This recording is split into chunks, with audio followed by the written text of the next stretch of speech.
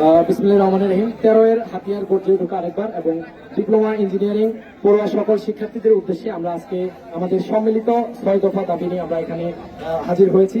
আমরা সকলে অবগত আছি 1987, 2000 সন এবং 13 সনে যে আন্দোলন হয়েছে সেই আন্দোলনের মাধ্যমে কারিগরি শিক্ষা অঙ্গনের প্রতিটি শিক্ষার্থী তাদের অস্তিত্বের লড়াইয়ে কাজ করেছে এবং ধাপে ধাপে কিছু চক্রান্ত আমাদের পিছু লেগে আছে, যাদের কারণে আমরা সামনে এগোতে পারছি না।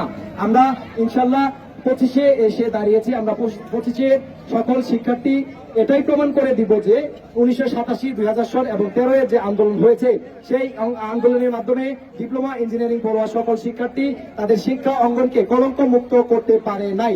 আমরা 2025 ইতিহাস দেখব না, ইতিহাস রচনা করব 2025-এ।